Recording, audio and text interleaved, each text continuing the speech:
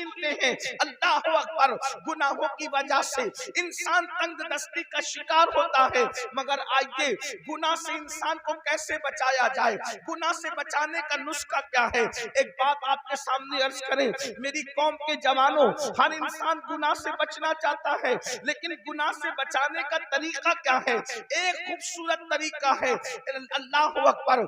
जब दिल गुनाह करना चाहता है तो इंसान गुनाह करता है, अल्लाह अकबर। जब दिल में गुनाह का ख्याल आता है तब इंसान गुनाह करता है, और दिल में गुनाह का ख्याल आता कब है, अल्लाह अकबर, जब दिल में अल्लाह अल्लाह इश्क़ मुस्तफा न हो, मोहब्बत रसूल न हो, तो दिल के अंदर गुनाह के ख्यालात जन्म लेते हैं। इसलिए कि मेरे आका अलैहिस्सलातु व तस्लीम के प्यारे दीवानों, जब दिल में खुद महबूब जलवागर हो तो दिल में गुनाह का ख्याल कैसे पैदा होगा। जब दिल में आमिना के लाल की जलवागरी हो तो फिर दिल में गुनाह का ख्याल कैसे पैदा होगा। उसको यूं समझ लो, जब तक मेरे आका मक्के में थे और मदीने मुनव्वरा न गए थे तो उस वक्त तो मदीने की जमीन मदीना नहीं कहलाती थी बल्कि यसरब कहलाती थी। उसको लोग बनाओ का घर कहते थे, बीमारियों का घर कहते थे, मुसीबतों का घर कहते थे, लेकिन ये शान मुस्तफा जान रहमत है, ये अज़मत मुस्तफा है। हुजूर ने यसरब में कदम क्या रखा, सिर्फ ये कदमों की बरकत है कि अब वो शहरे बला शहरे शिफा होता नजर आता है। अल्लाह अकबर। अब उसको कोई यसरब नहीं कहता, सारी दुनिया उसको मदीना कहती है, और लोग कहते हैं न हो आराम जिस बीमार को सारे जमाने से, न हो आराम जिस बीमार को सारे जमाने से उठा के लेके आए खाक उनके आस्ताने से। इस दर की हुजूरी ही इस्या की दवा ठहरी है, ज़हरे मुआसी का तैबा ही शिफा खाना। अल्लाह अकबर। अब बताओ, वो शहरे दवा नहीं बना, हुजूर के कदम रखने से वो शहरे दवा नहीं बना, शहरे शिफा बना। बेशक। क्यों? इसलिए कि दवा कभी फायदा भी करती है, कभी नुकसान। वाह वाह वाह वाह। दवा कभी फायदा भी करती है, कभी नुकसान भी करती है। इसीलिए तो आप कहते हैं कि दवा का रिएक्शन हो गया, तो दवाओं का रिएक्शन होता है, शिफा कभी रिएक्शन नहीं करती, शिफा तो हमेशा एक्शन ही करती है। तो अल्लाह के नबी के कदमों की बरकत से वो शहर शहरे दवा नहीं बल्कि शहरे शिफा बन गया।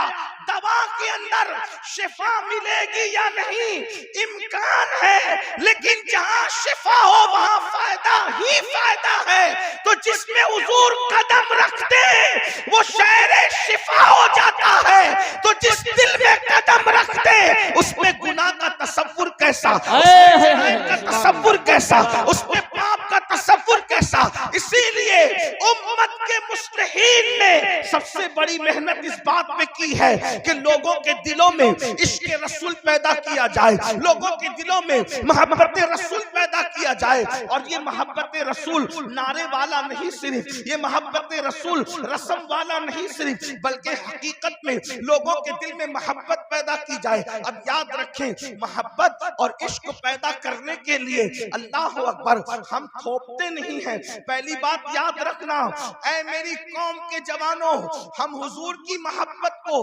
थोपते नहीं हैं, बल्कि वल्लाह तल्लाह बिल्लाह हुजूर है ही ऐसे जो हुजूर को सुन लेता है, जो हुजूर को सुन लेता है, जो हुजूर को देख लेता है, वो हुजूर से इश्क करने पे मजबूर हो जाता है। अल्लाह की कायनात में इतनी अजीम हस्ती कभी पैदा नहीं हुई, किसी जमाने में पैदा नहीं हुई। अल्लाह अकबर। दुनिया में लोग बहुत आए, जमाने में लोग बहुत आए, मगर अल्लाह अकबर मेरे नबी जैसा दुनिया में कोई आया भी नहीं और आ भी नहीं सकता। खुदा ने उन जैसा किसी को बनाया ही नहीं। अल्लाह अकबर। क्या शान है मुस्तफा जाने रहमत की। अल्लाह अल्लाह। फिर कह रहा हूँ, ये मोहब्बत मोहब्बत थोपी नहीं जा रही है, बल्कि वाकई हुजूर हैं ही ऐसे, उनसे प्यार किया जाए, उनसे मोहब्बत की जाए। उनकी शान क्या है? अल्लाह अकबर। दुश्मनों ने सुना और उनके सामने सही तारुफ पेश किया कर दिया गया तो अल्लाह अकबर, दुश्मन भी प्यार करने पे मजबूर हो गए। अल्लाह अल्लाह। आइए मैं आपको बताऊं, लोग ये जो कहते हैं आज पूरी दुनिया के अंदर हुजूर के खिलाफ जो मिशन चलाया जा रहा है ताकि लोगों को अल्लाह के रसूल से बदगुमान कर दिया जाए, याद रखना ये बदतरीन ज़बाने मुंह के अंदर खत्म हो जाएगी, लेकिन मुस्तफा जाने रहमत के खिलाफ कोई तहरीक न कामयाब हुई है न कभी कामयाब हो सकती है। मुसलमानों, हमारी जिम्मेदारी है अपने नबी का सही तारुफ कराओ और लोगों को बताओ, लाओ ऐसा कायद जो जान के दुश्मनों को माफ करता हो, लाओ ऐसा कायद जो दुश्मन के लिए अल्लाह अकबर अपनी चादर बिछाता हो, लाओ ऐसा कायद जो गालियां सुन करके दुआएं देता हो, लाओ ऐसा कायद जो जानवरों से भी प्यार का तसव्वुर अता करता हो, लाओ ऐसा कायद अल्लाह अकबर जो इतना बड़ा है, इतना बड़ा है, इतना बड़ा है कि खुदा उसकी रजा चाहता हो और वो पागलों का भी ख्याल करता हो, वो चूटियों का भी ख्याल करता हो, वो मेंढकों का भी ख्याल करता हो। बड़ी माजरत के साथ हमने सबका तारुफ कराया, अपने नबी का सही तारुफ न करा सके। क्यों? इसलिए कि बुरा मत मानना, सबको अपने बाप दादाओं की पड़ी है, नबी का सच्चा तारुफ कौन करा रहा है? मुझे बताएं। जिस दिन हुजूर का सच्चा तारुफ कराने में हम कामयाब हो गए, दुनिया इस्लाम के दामन में पना लेने पे मजबूर हो जाएगी। और अगर किसी के मुकद्दर में ईमान नहीं है, कम अज कम उसके दिल से नफरत का खात्मा तो जरूर होगा। लेकिन हमने सीरतुन नबी कहाँ पेश की? हमें खुद सीरत नहीं पता है। आइए आपके सामने सीरतुन नबी की कुछ बातें पेश करूं ताकि आपको पता चले हमारे नबी की अजमत क्या है, हमारे नबी की शान क्या है। और जो लोग सीरत के जलसे करते हैं वो इतने खुशके हैं, वो लोग इतना छोटा दिल रखते हैं कि वो बड़े भाई से ज्यादा नबी को मर्तबा देने के लिए तैयार ही नहीं।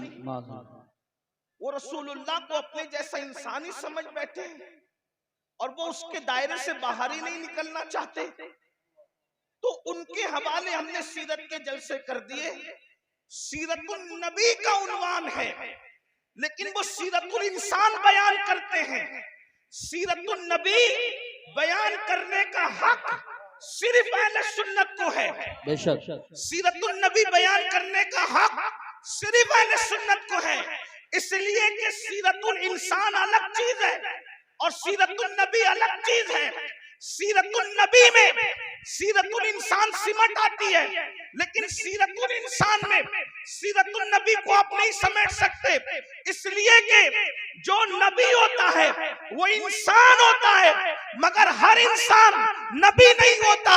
इसलिए लोग सीरतुल इंसान लेकर बैठे हैं और सीरतुल नबी की जरूरत है। आप कहेंगे सीरतुल इंसान में और सीरतुल नबी में फर्क क्या है? आप तवज्जो फरमाएं। लोग कहते हैं क्या?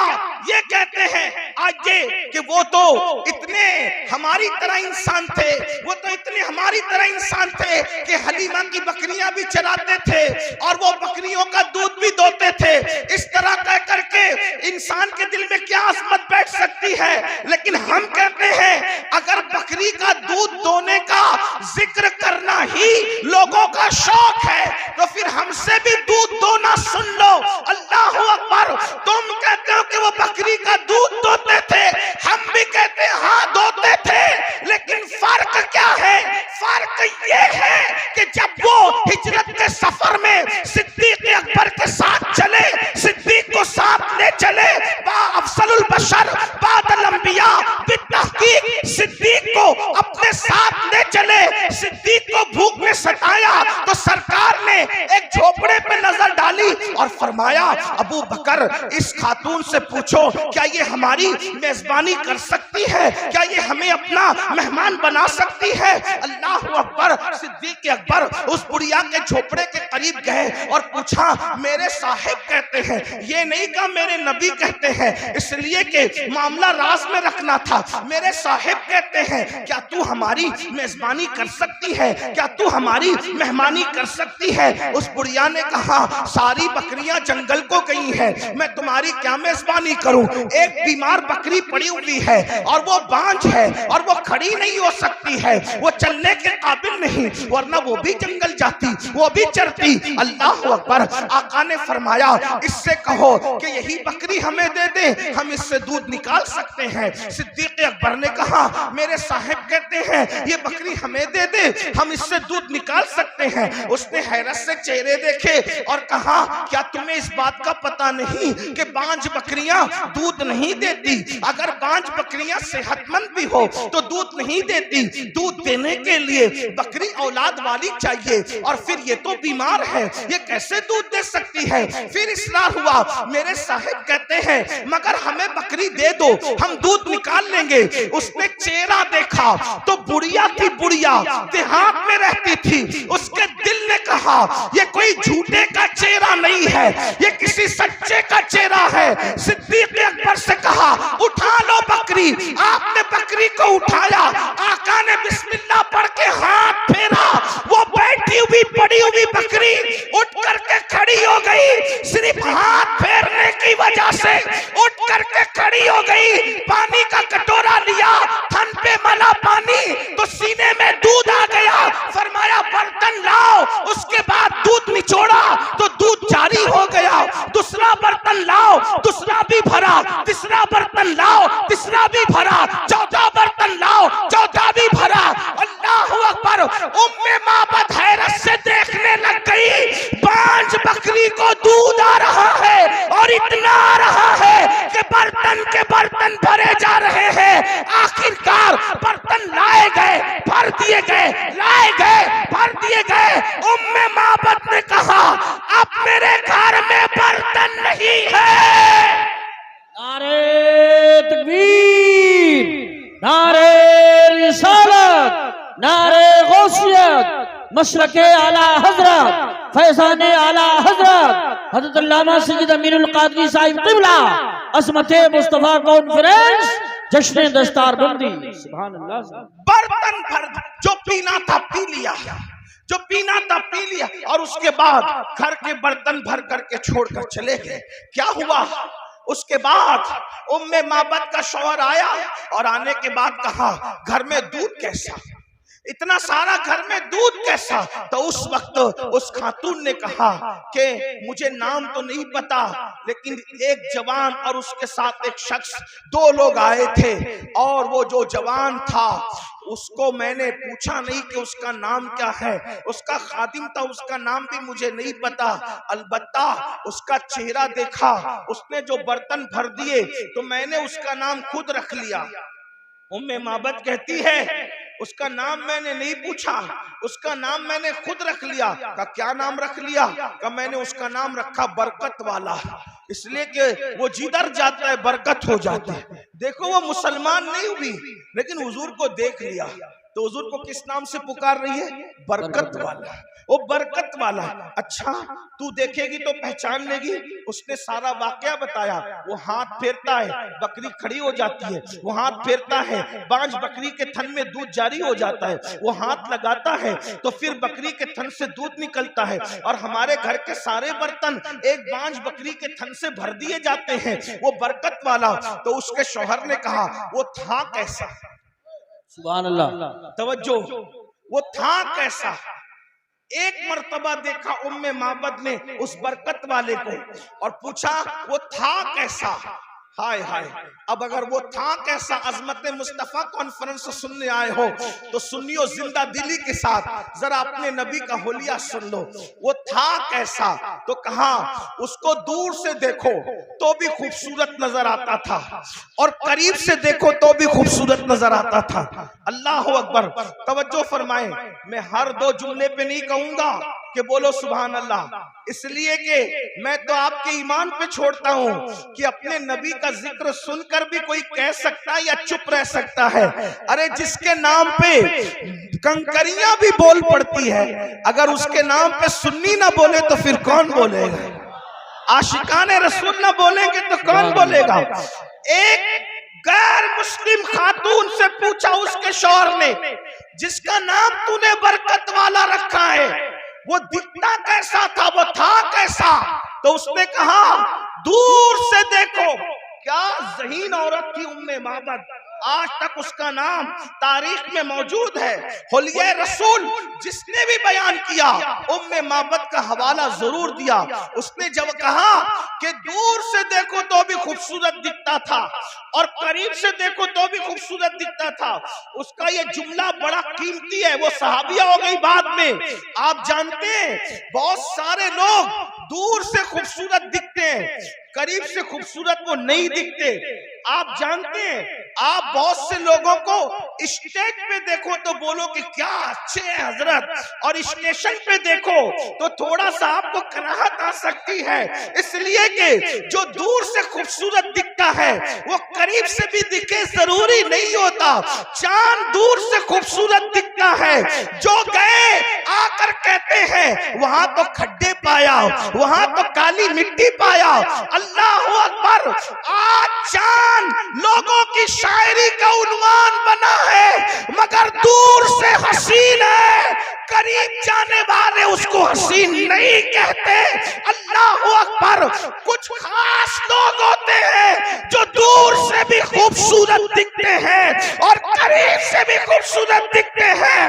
वो देहाती औरत थी, उसने कहा जिसको मैं बरकत वाला कह रही हूँ वो इतना खूबसूरत था कि दूर से भी हसीन था और करीब से भी हसीन। सुभान अल्लाह। नारे तकबीर। मेरे इमाम, अल्लाह, मेरे इमाम या या रसूल। रसूल, मेरे इमाम अब उस हुस्न को किस तरह बयान करते हैं? कहते हैं सरताब कदम है तने सुल्तान ज़मन फूल, सरताब कदम है तने सुल्तान ज़मन फूल, लब फूल दहन फूल ज़क़न फूल बदन फूल। वल्लाह जो मिल जाए मेरे गुल का पसीना, मांगे न कभी इत्र न फिर चाहे दुल्हन फूल।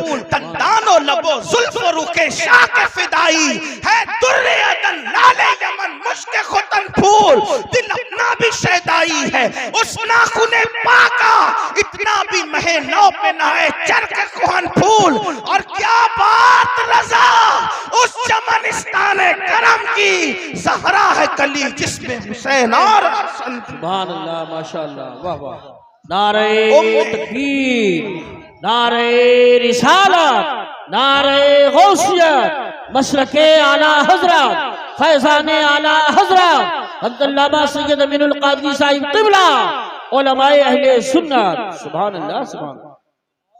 उस उम्मे माबद ने कहा वो दूर से भी खूबसूरत था और करीब से भी खूबसूरत। हाय हाय। फिर उसने कहा अल्लाह अकबर, उसके रुखसार बड़े चमकदार थे। रुखसार कहते हैं गालों को। उसके रुखसार बड़े चमकदार थे, उसकी रंगत बड़ी चमकीली थी, उसके होठों में नजाकत थी। अल्लाह अकबर। उसका जिस्म जो है वो कद्दे राना, ना लंबा था ना छोटा था। हुजूर के कद के बारे में हदीस में आया है, हुजूर का कद लंबा भी नहीं था छोटा भी नहीं था, लेकिन कितना भी लंबा आदमी हुजूर के बाजू में आके खड़ा हो जाता तो वो हुजूर से ऊंचा नहीं दिख सकता था। हुजूर पूरे मजमे में सबसे ऊंचे नजर आते थे। सहाबा कहते हैं हुजूर कितने भी ऊंचे के सामने खड़े हो जाए हुजूर ही ऊंचे नजर आते थे। इमाम कहते हैं सारे ऊंचों में ऊंचा समझिए जिसे है उस ऊंचे से ऊंचा हमारा नबी। सारे अच्छों में अच्छा समझिए जिसे है उस अच्छे से अच्छा हमारा नबी। अल्लाह अकबर। हुस्न खाता है जिसके नमक की कसम वो मली है दिलारा हमारा नबी।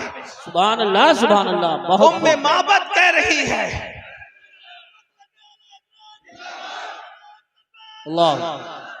उम्मे बाबत कह रही ना छोटे कद का था ना ऊंचे, इसलिए कि छोटा हो, कोई छोटा हो तो बुरा ना मानना, छोटा हो तो भी खूबसूरत नहीं दिखता ज्यादा, और लंबा हो तो भी बहुत अच्छा नहीं लगता। मियाना कद, हजरत अमीर खुसरो कहते हैं, हुजूर का हुस्न बयान करते हैं, कहते हैं परी पैकर निगारे सर्व कद्दे लाला रुखसारे, परी पैकर निगारे। मुझे पता है इस पर आपको बहुत लोगों को समझ नहीं आएगी, लेकिन इश्क से सुनोगे तो सब समझ आएगा। परी पैकर निगारे सर्व कद्दे लाला रुखसारे, सरापा आफते दिलबूद शब जाए के मन बूदम। और मेरे इमाम कहते हैं कुमरी ने गुल उनको कहा, सुभान अल्लाह, बल्कि बुलबुल ने गुल उनको कहा। हर मखलूक अपने सब्जेक्ट पर उनको देख रही है। क्या बुलबुल ने गुल उनको कहा, कुमरी ने सर्वे जा फजा, हैरत ने झुंझला कर कहा ये भी नहीं वो भी नहीं। सुभान अल्लाह, सुभान अल्लाह। बुलबुल कह रहा है ये गुल है, हुजूर को देख के कह रहा है ये गुल है, और कुमरी कह रही है ये सरू का दरख्त है, ये सर्व है, इनका कद्दे अक़दस सरू के दरख्त की तरह है। लेकिन हैरत को गुस्सा आ रहा है और वो कह रही है नहीं नहीं वो गुल भी नहीं है और वो सरू भी नहीं है। क्यों? इसलिए कि तवज्जो, गुल क्यों नहीं है, वो गुल क्यों नहीं है, सरू क्यों नहीं है? इसलिए कि गुल तो बाग में होता है, गुल तो चमन में होता है, सरू तो बाग में होता है, मगर हुजूर किसी बाग में नहीं, बल्कि सारा बाग हुजूर में। तवज्जो, हुजूर बाग में नहीं है, हुजूर बाग में नहीं, सारा बाग हुजूर में। और इमाम उसको कितनी अच्छे अंदाज से बयान कर। लोग कहते हैं आप लोगों की गुफ्तगू अहमद रजा के बगैर पूरी क्यों नहीं होती। हम कहते हैं अहमद रजा की तरह कोई बात भी करता हो 14वीं सदी में तो उसको भी लाकर बता दो, हम उसी तरह बात करेंगे, उसी को कोट करेंगे। वाह वाह वाह, कैसा बयान किया। उर्दू अदब के ऊपर 14वीं सदी में मेरे इमाम का एहसान है। लोग तो अपनी लैलाओं की जुल्फ और रुखसार की बातों में उलझे हुए थे। वो अहमद रजा है जिसने फन्ने शायरी को भी कलेमा पढ़ाकर मुसलमान किया। वाह वाह वाह वाह, उसे अहमद रजा कहते हैं, ये कोई मुबालगा नहीं है, हकीकत है। देखो किस तरह की बात की है। अल्लाह अकबर, तवज्जो फरमाए। कहते हैं वो गुल है लबहाए नाजुक उनके। अब मैं जमीन वालों से मुखातब नहीं हूँ, मिंबर पर अगर अहले इल्म के साथ अहले इश्क है तो मैं उनकी भी दुआएं चाहता हूँ। अहमद रजा कहते किसको है? रजा बरेली कहते, रजा बरेलवी कहते किसको है? क्या वो गुल है लबहाए नाजुक उनके, हजार झड़ते हैं फूल जिनसे। वो गुल है लबहाए नाजुक उनके, फूल से कभी फूल नहीं झड़ते, फूल से कभी फूल नहीं झड़ते। लेकिन ये क्या लबहाए नाजुक फूल है कि वहां फूल से फूल झड़ रहे हैं। वो गुल है लबहाए नाजुक उनके, हजार झड़ते हैं फूल जिनसे। गुलाब गुलशन में देखे बुलबुल, ये देख गुलशन गुलाब में। अगर पूरा गुलशन गुलाब में देखना हो तो ज़ाते मुस्तफा जाने रहमत को देख लिया जाए। और कहते हैं उन्हीं की बू मायाए समन है, उन्हीं का जलवा चमन चमन है, उन्हीं से गुलशन महक रहे हैं, उन्हीं की रंगत गुलाब में है। और एक मकाम पर कहते हैं वही जलवा शहर बशहर है, वही अस्ल आलमे दैर है, वही नैर है, वही बैर है, वही पाठ है, वही ठार है। अल्लाह अकबर। तो मेरे आका अलैहिस्सलाम के प्यारे दीवानों, जिस वक्त उम्मे माबद ने बरकत वाले का हुलिया बयान किया, उसके शौहर ने कहा कितना हसीन है वो, कितना खूबसूरत है वो, कितना जमील है वो, एक झलक मैं भी देख लूं। वो गया किधर है तो पता बताया इधर को गया है और बिल आखिर अपने शौहर को लेकर और अपनी फैमिली को लेकर उम्मे माबद पहुंची मदीने मुनव्वरा और लोगों से पूछती वो बरकत वाला कहाँ है, वो बरकत वाला कहाँ है, वो बरकत वाला कहाँ है। लोग कहते कौन बरकत वाला, कौन बरकत वाला। अब बता भी नहीं पाती कि कौन है, क्योंकि अपना नाम उसने अपनी मर्जी से खुद हुजूर का नाम रख लिया था बरकत वाला। लेकिन अल्लाह अल्लाह अचानक बरकत वाला ढूंढ रही थी। सिद्दीक अकबर किसी काम से जा रहे थे, दिख गए, शौर का वो देखो उसका साथी है, उस जवान का साथी वो शख्स है। वहां पहुंचे और पूछा अबू बकर सिद्दीक से, वो तेरा बरकत वाला साहिब किधर है। आप मुस्कुरा पड़े, अच्छा आप मिलना चाहती हैं, ले करके गए। और उसके बाद जैसे ही पहुंचे उम्मे माबद के शौहर ने देखा और देख के कहा वल्लाह ये किसी झूठे का चेहरा नहीं, ये तो सच्चे का चेहरा है। और फिर कहा आप क्या कहते हैं, तो जो कहा कलिमा पढ़ के वो सब के सब मुसलमान हो गए। अंदाजा फरमाए मेरे आका अलैहिस्सलाम के प्यारे दीवानों, असल में हमें अपने बच्चों को हुजूर की अजमत बतानी होगी, हमें अपनी नस्लों को हुजूर की सीरत बतानी होगी। एक आखिरी बात इस उन्वान से करता हूं, फिर एंड की तरफ चलते हैं, जरा तवज्जो करना। देखो आजकल लोग अजीब अजीब सी बातें करते हैं, अजीब बातें लोग करते हैं, और ये जितनी बातें हो रही है गलत सलत क्यों हो रही है पता है, सिर्फ हसद, बुग़्ज़ में, सिर्फ लोगों को हुक्मरानी का भूत सवार है दुनिया में, इसलिए लोग ऐसी बातें कर रहे हैं, लेकिन हकीकत से कोई ताल्लुक नहीं। हुजूर जितने अच्छे, सही सीरत पेश करो, कैसे हुजूर है, देखिए हुजूर की शान क्या है, हुजूर की सीरत क्या है। तवज्जो करो, ध्यान से सुनो, किसी को बताने काम आएगा। कहते हैं जब अल्लाह के रसूल अलैहिस्सलाम ने मक्के की सरजमीन पर नबूवत का ऐलान किया, ऐलान नबूवत किया, तो मक्के के घर घर में झगड़ा हो गया। ऐलान नबूवत से झगड़ा हो गया क्योंकि वो कुछ लोग गलती पर थे, उनके बच्चे सच्चाई पर आए, उन्हें दुख हुआ।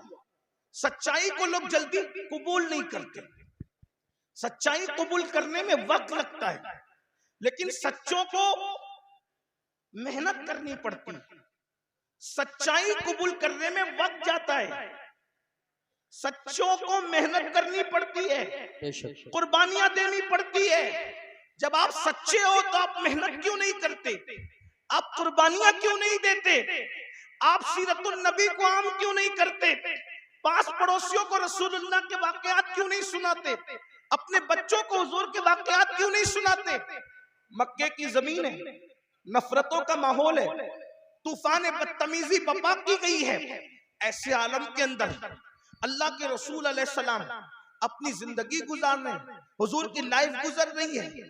एक मर्तबा का वाकया है कि मक्के की जमीन है, जमीन मक्का पर शाम हो रही है, सूरज मक्के की घाटियों में अपने चेहरे पे घूंघट डालने के करीब है और शाम की चादर अर्ज़े मक्का पर, अर्ज़े बक्का पर फैलने के करीब है। ऐसे आलम के अंदर अल्लाह अकबर, लोग जल्दी जल्दी अपने घरों की तरफ जाने के लिए रवा दवा है। लोग इतनी जल्दी अपने घर पहुंचना चाहते हैं जैसे परिंदे घोंसलों की तरफ बढ़ते हैं।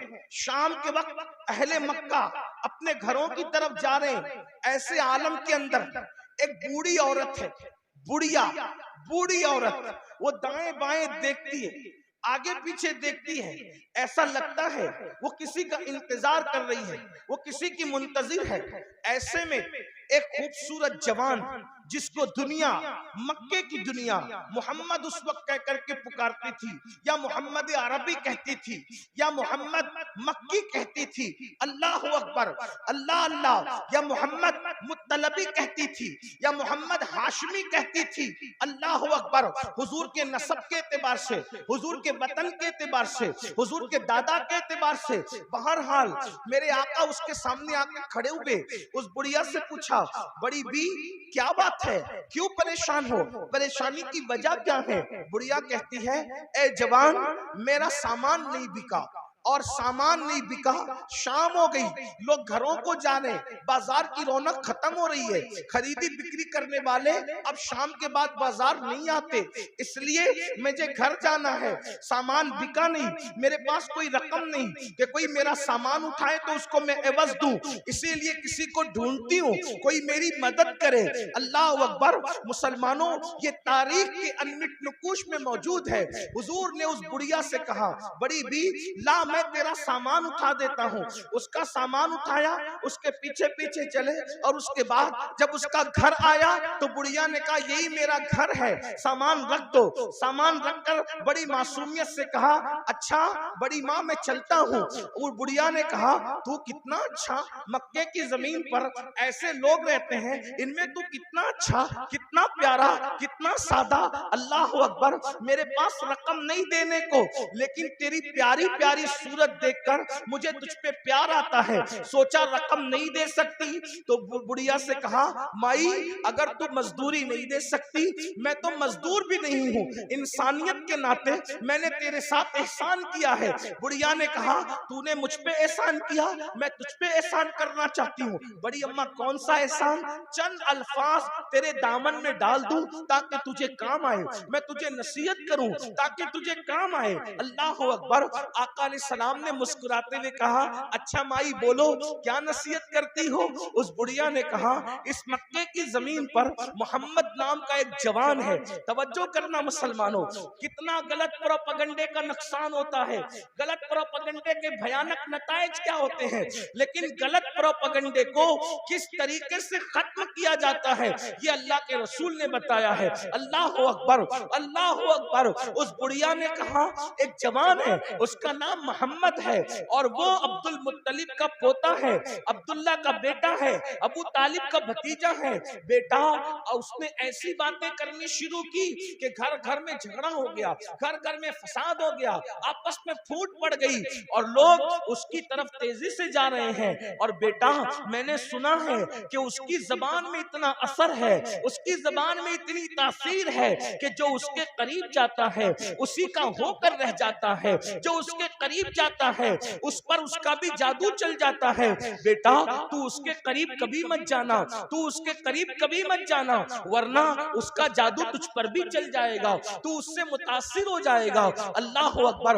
अपने खिलाफ, अपने मुंह पर, अपने हवाले से बात सुनकर हुजूर को गुस्सा नहीं आया, हुजूर को जलाल नहीं आया।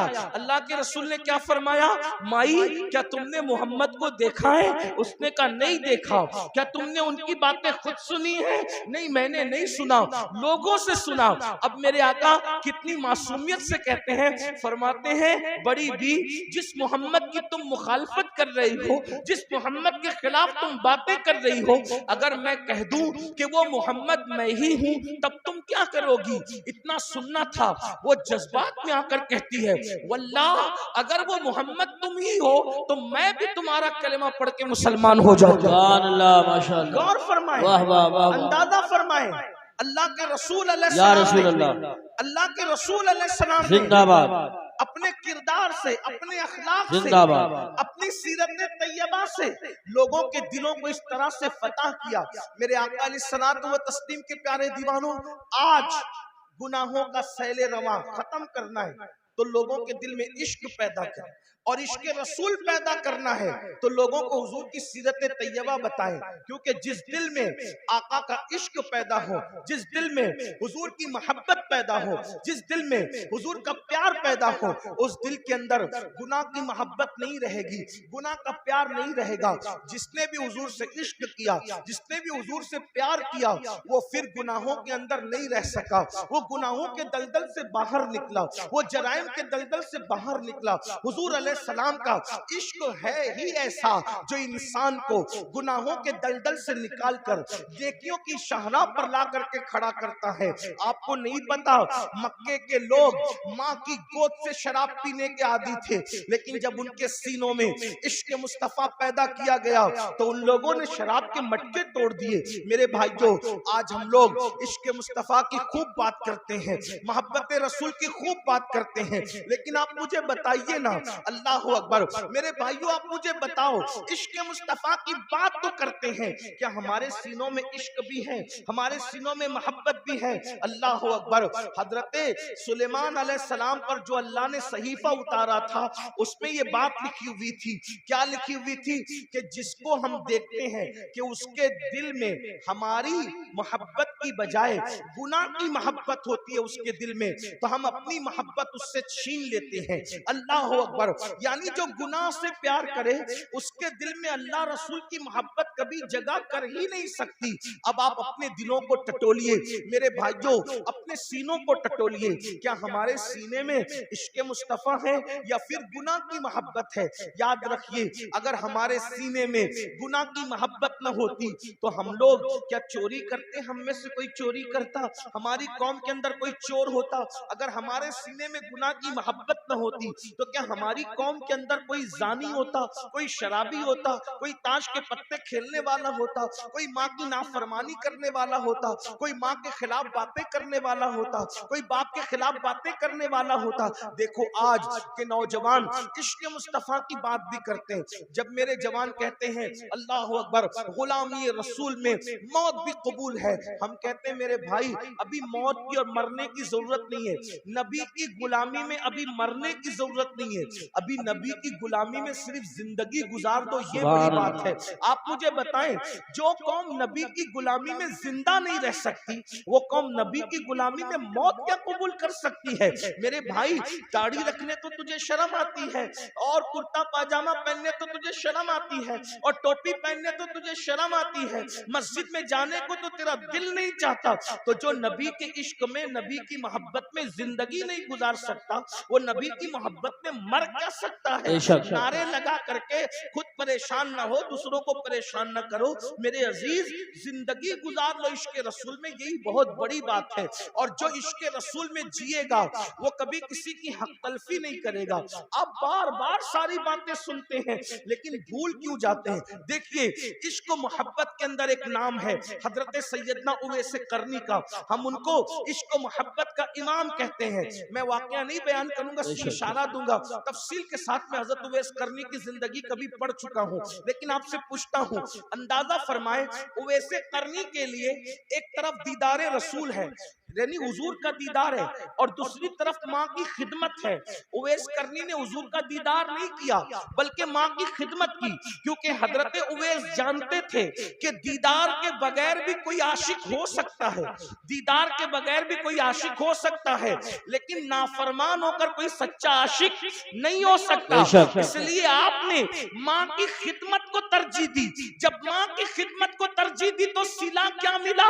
सिला ये मिला कि अल्लाह के रसूल अपना नुमाइंदा भेजकर उवैस के पास कहलवाते हैं कि उवैस से कहना कि वो मेरी उम्मत के लिए मगफिरत की दुआ करे। जाने दुआ जिससे दुआ करवा रहे हैं वो उवैस करनी है, और उम्मत को हजरत उवैस करनी की शान बता रहे हैं। क्यों? और फिर पूछा गया, उवैस करनी को ये मर्तबा क्यों मिला? तो फरमाया, माँ की खिदमत की वजह से। आज आशिक रसूल कहलाने वाले मेरे भाई, मुझे बताएं, कितने लोग माँ की खिदमत करते? अपने आप में डूब के सोचो, कितने लोग माँ की खिदमत करते? कितने लोग अपने अब्बा की खिदमत करते हैं? बहुत माजरत, अगर उलमा सादात मुकर्रिरों के हाथ चूमने की बात आए तो पूरा मजमा दौड़े, एक दूसरे को धक्का दे, मार पीट करे, सब करे, लेकिन जिस जज्बात के साथ तुम मुकर्रिरों के हाथ चूमते हो, उसी जज्बात के साथ क्या तुम अपनी माँ और अपने बाप के भी हाथ चूमते हो? बातें कड़वी है, लेकिन एक बात याद रखना, किसी भी मुकर्रिर के पैरों के नीचे तुम्हारी जन्नत नहीं है। बेशक। कितना भी बड़ा मुकर्रिर हो, कितना भी बड़ा मुकर्रिर हो, कितने भी बड़े टाइटल के साथ है, कितना भी कामयाब मुकर्रिर हो, कितना भी बड़ा पीर साहब, कितना भी बड़ा आलिम साहब, कितना भी बड़ा खतीब, कितना भी बड़ा अदीब, बताओ क्या हदीस है उनके लिए कि उनके पैरों के नीचे तुम्हारी जन्नत है? तुम्हारी जन्नत कहाँ है? तुम्हारी माओ के कदमों में। उसको तो बुड्ढी कहते हैं, उनको तो डोकरी डोकरा कहते हो। अगर वो कोई मशवरा दे दे तो चीख चिल्ला के कहते हो, चुप रहो, तुम्हें क्या समझता है? यही है।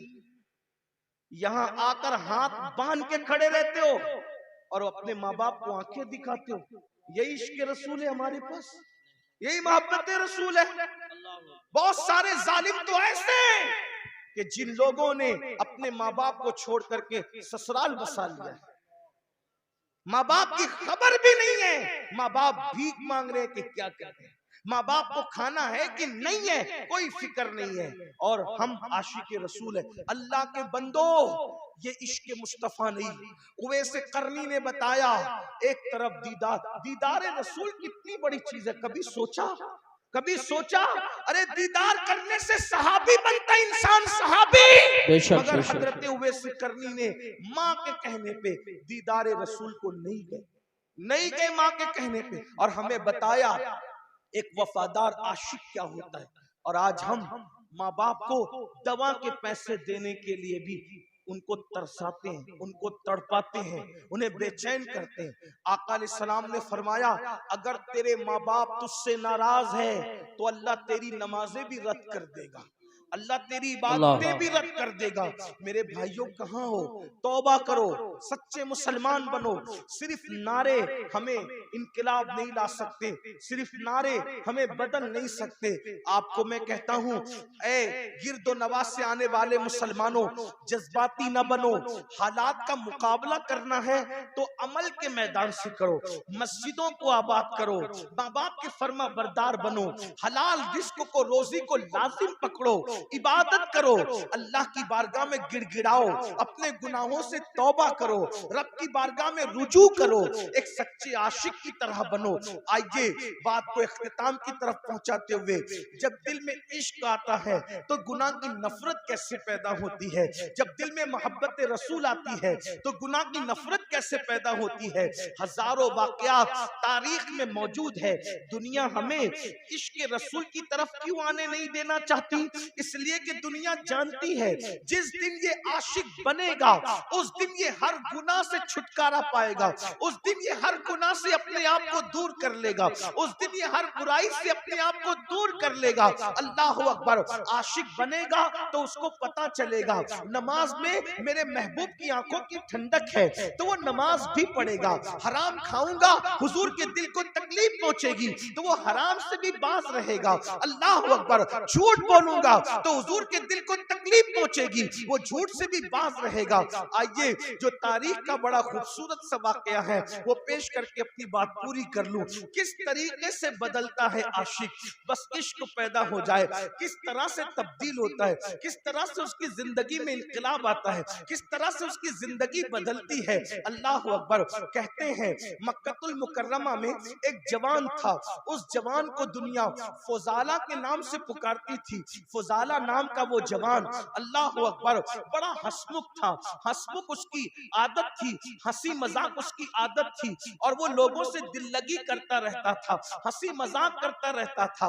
और अल्लाह अकबर, उसका हाल ये था कि एक लड़की मक्के में बड़ी खूबसूरत थी, उसका दिल उस लड़की से लग गया था। और जवानी थी, जवानी का शबाब था, जवानी का जोबन था, उसने लड़की से प्यार कर लिया, मोहब्बत कर लिया और लड़की के इश्क में वो मुब्तला हो गया। जब लड़की के इश्क में मुब्तला हुआ तो उसकी आदत थी वो रोजाना एक मर्तबा दिन में काबतुल्लाह के तवाफ को जाता था, और फिर उसकी आदत ये थी जाते वक्त भी वो उस लड़की के साथ बैठकर हंसी मजाक करता था, और आते वक्त भी उस लड़की के साथ वो हंसी मजाक करता था। अल्लाह अकबर। एक दिन फुजाला का मुकद्दर उरूज पर था, ओज पर उसका मुकद्दर था। जाते वक्त खूब हंसी मजाक हुई, दीवार शिकन के कहे लगे, और उसके बाद जैसे ही फुजाला नाम के उस जवान ने हरमे काबा में कदम रखा, मताफे हरम में कदम रखा, तो उसने क्या देखा? एक खूबसूरत जवान है जो पूरे इन्हिमाक के साथ, खुशू व खुजू के साथ सर को झुकाकर तवाफे काबा में मसरूफ है। फुजाला ने गौर से देखा, तो गौर से देखने के बाद समझ में आया ये कोई और नहीं है, ये तो मुहम्मदुर रसूलुल्लाह है, ये तो मुस्तफा जाने रहमत है। इतना देखने के बाद उसके दिल में ख्याल आया कि अल्लाह अकबर, ये अकेले काबे का तवाफ कर रहे हैं और कोई नहीं देख रहा है। अगर मैं इनको इस वक्त कत्ल कर दूं तो मक्के वाले खुश होकर मुझे बहुत इनाम देंगे, मुझे माला माल कर देंगे। वो आया और आने के बाद हुजूर के साथ साथ चलने लगा। अल्लाह के रसूल सल्लल्लाहु अलैहि वसल्लम ने फुजाला की तरफ देखा। जरा गौर कीजिए, देखिए ये हुजूर की सीरत है, हुजूर की शान है, हुजूर की अखलाक है। जान को कत्ल करने के लिए आया है फुजाला। हुजूर उसकी तरफ देख के मुस्कुराते हैं और मुस्कुरा के कहते हैं, फुजाला क्या सोच रहा है, क्या सोच रहा है? उसने कहा कुछ भी नहीं। फुजाला कहता है कुछ भी नहीं। आका ने फरमाया, क्या तू ये नहीं सोच रहा है कि मोहम्मद तो अकेले हैं, उन्हें कत्ल कर दूंगा तो मक्के वाले इनाम देंगे? और फरमाया ऐसे नहीं सोचते, कमर में खंजर बांधा हुआ है और मेरे कत्ल के इरादे से आए, ऐसे नहीं सोचते, ऐसे नहीं सोचना। और उसके बाद उसके सीने पे हाथ मारा और हाथ मार के कहा, इस तरह नहीं सोचते। उसका सीने पे हाथ लगना था, उसकी जिंदगी बदल गई, सुभान अल्लाह। जिंदगी बदल। और उसने कहा, ये कितना अजीम इंसान है, ये मेरे सीने के राज भी जानता है, मेरा कमर का खंजर भी जानता है। कदम पकड़ लिए, मुझे भी कलेमा पढ़ाइए, मुझे भी मुसलमान कीजिए, इस्लाम में दाखिल कर लीजिए। हुजूर ने कलेमा पढ़ाया, इस्लाम में दाखिल कर लिया। फिर क्या हुआ? फुजाला ने कहा, या रसूल अल्लाह, आप अब से थोड़ी देर पहले सबसे ज्यादा किसी से नफरत थी तो आप, और कलेमा पढ़ लिया हूं तो अब सबसे ज्यादा मेरा कोई महबूब है तो आप। सुभान अल्लाह, माशाअल्लाह। आपसे बड़ा अब मेरा कोई महबूब नहीं है, आपसे ज्यादा अब मैं किसी को नहीं चाहता। अब मेरी तमन्ना ये है, एक तवाफ आपके साथ करना चाहता हूं, अगर इजाजत हो तो। हुजूर एक तवाफ, और फुजाला हुजूर के साथ तवाफ करने लगे। फुजाला का मुकद्दर था, क़यामत तक लोग तवाफ करेंगे, लेकिन फुजाला के तवाफ की शान ये थी, काबा है, काबे का काबा है और फुजाला है, यानी दो किबलों का तवाफ एक साथ हो रहा है। अगर आप इश्क मस्ती की नजर में देखें तो काबा और काबे का के साथ तवाफ काबा हो रहा है। जब तवाफ हो गया, फुजाला अपने घर की तरफ जाने लगे। अब फुजाला सहाबी हो गए, आशिक़े रसूल हो गए, घर की तरफ जाने लगे। आए थे तो लड़की से हंसी मजाक कहे वगैरह करके अब जा रहे आशिक बन के, सहाबी बन के। जैसे उस लड़की का घर आया, फुजाला का सर झुक गया। लड़की इंतजार कर रही थी खड़ी कि रोजाना आते भी मजाक होती थी, जाते भी होती थी। जाते तो हो गई, अब फुजाला आ रहा है, करता क्या है? तो जैसे ही फुजाला सर झुका करके जाने लगे, उस लड़की ने आवाज दी, फुजाला, ओ फुजाला, फुजाला इधर देखो। आपने वहीं खड़े होके कहा कि नहीं, अब मैं तेरे काम का नहीं रहा। फुजाला ने क्या कहा? अब मैं तेरे काम का नहीं रहा। उस लड़की ने कहा, क्यों? मजाक ज्यादा हो गई, कोई तकलीफ हो गई, कुछ हो गया, बताओ, इजाला करें। तो क्या कहा? नहीं, जब तक के मेरे दिल में आमिना का लाल नहीं बसा था, मैं हर कसो नाकस से दिल लगा लेता था, लेकिन अब मेरे दिल में इश्क रसूल पैदा हो गया है, इसलिए अब मेरे दिल में किसी नाजायज मोहब्बत की जगह नहीं है। अब मैं तेरे काम का नहीं रह गया। अंदाजा फरमाए, जिंदगियों में यूं इनकलाब आया है। आपसे मैं पूछता हूँ, हम तो पैदाइशी मुसलमान है, पैदाइशी आशिक रसूल है, हमने तो लोरियां भी सुनी है नातों में। आप बताएं, फिर हमारे दिलों में नाजायज मोहब्बतें क्यों हैं, गुनाहों की मोहब्बतें क्यों हैं? वजह सिर्फ ये है, हम रस्मी और इस्मी आशिक रसूल है, हमें हकीकी आशिक रसूल बनने की जरूरत है। मेरे भाइयों, मुझे बताओ ना, आखिर वो कैसा आशिक होगा जो अपने नबी के दिल को तकलीफ पहुंचाएगा, अपने महबूब के दिल को तकलीफ पहुंचाएगा? वो रसूल जो पूरी पूरी रात हमारे लिए दुआएं करते हैं, आज हम उस रसूल की नाफरमानी कर रहे हैं, उनकी बात नहीं मान मान रहे हैं। मुसलमानों बताओ अल्लाह के रसूल के दिल पे क्या गुजरती होगी।